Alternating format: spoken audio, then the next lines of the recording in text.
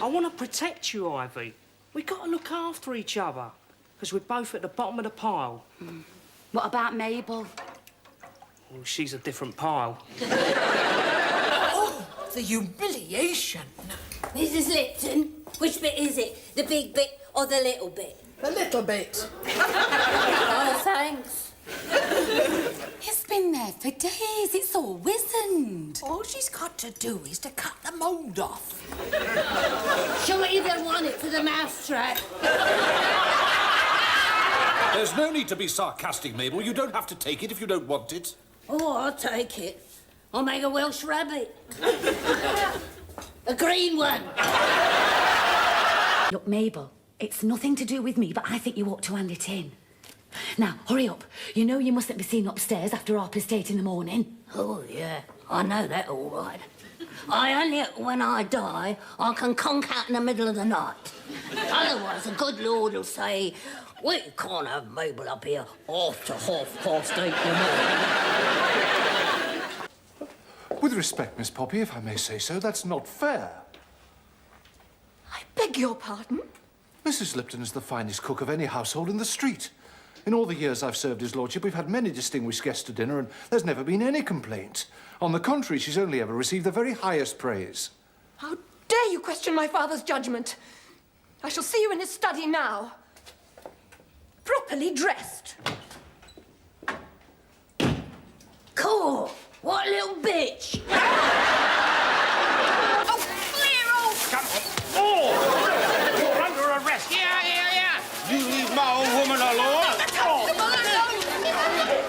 Get back to your puddings, you silly old cow. You leave it to me, Mrs. Lipton. I do this every Saturday night.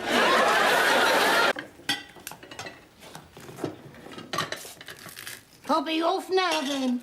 You already said that once, Mabel. Don't forget those chicken pieces I said you could have. The ones I made the soup from yesterday. That'd be nice. They're in the pan. You can take that as well, the handle's coming off. Oh, and you can take the kipper skins left over from breakfast as well, for your cat. Well, thank you very much, Mrs. Lipton. Kipper skins, chicken bits and an old pan with the handle coming off. My husband will think it's Christmas. You should have left earlier. I'm sorry, Mabel. I shall have to deduct it from your wages. Quarter of an hour. That's threepence today. Altogether, that's ninepence this week. Oh, do you have to, Mr. 12-trees? Ninepence a lot of money to me. With my old man flat on his back, not able to do a hand's turn. I'm sorry, Mabel, but rules are rules. If I come a quarter of an hour early tomorrow, I bet they don't give me threepence extra. They'll have to make do with bread and Marge. I just don't know how I'm going to carry on. I've had so much humiliation. All those broken plates and Miss Poppy calling my food stodgy. And don't forget Thursday when all them soufflés went flat. Thank you, my man. I'm sure Lady Mabel would like some chocolate. I can't remember the last time what I had chocolates. I know we've got to humour her, but just watch it, Mabel. I'm coming.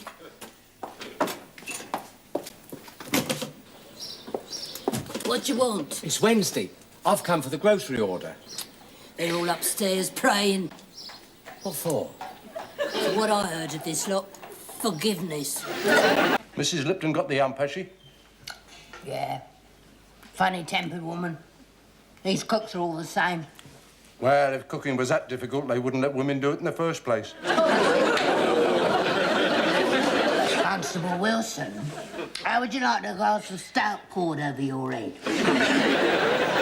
If you ask me, she's no better than she should be. And last night, she narrowly escaped being worse than she was. That Mr. Teddy's a monster. No woman's safe. He ought to have it cut off. What do you mean?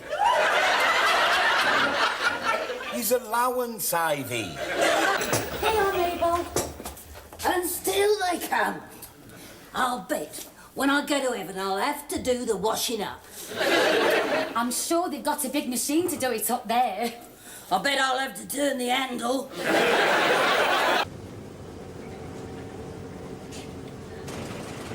Constable Wilson, Yes? did I turn the gas off? How should I know? I don't think I did. Well, we're not turning back. Mr. Stokes, did I turn the gas off? I don't know. Did she? I didn't notice. Ivy, did you see Mrs. Lipton turn the gas off? Oh, let me see. When we left, you were standing by the stove with the thermos flask boiling the kettle. Yes.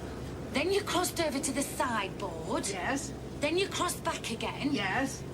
I can't remember anything else. Turned it off yesterday. I wonder if Mabel remembers. Mabel, did I turn the gas off? When? Just before we left. No. I did. Heavens for that. I'm going down, Teddy. I've got 1 or 2 people arriving at 10 o'clock. Oh, my God.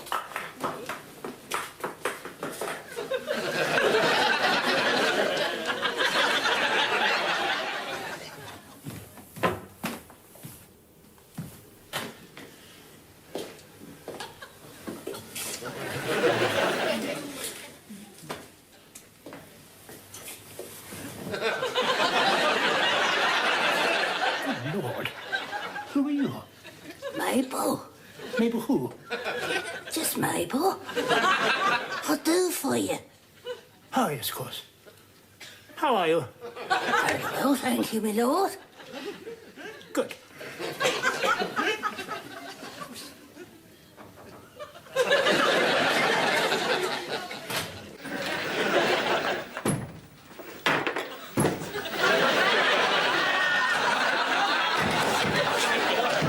Sorry to have kept you waiting for your pud.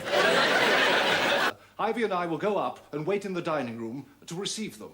On their arrival, we will assemble them on the tray and convey them into the drawing room to be served to the family. Come along, Ivy. So now you know. Oh, Mrs. Lipton. You look like a ship in full sail.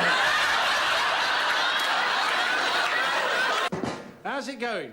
Well, we've cleared away the soup and the soul's gone up.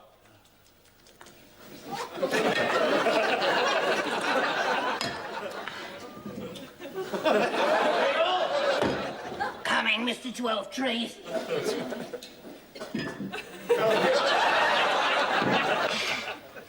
I'll talk to him. You couldn't make it 3 bottles, could you? No, he couldn't. And Mr. Stokes told you to go upstairs and clean the bath, Mabel. Just go in. And don't let anybody see you. I'll put a rug over myself and stay close to the wall. I was born in Battersea. I can't think of any orphanage. There's the dog's home. Perhaps they started taking in kids.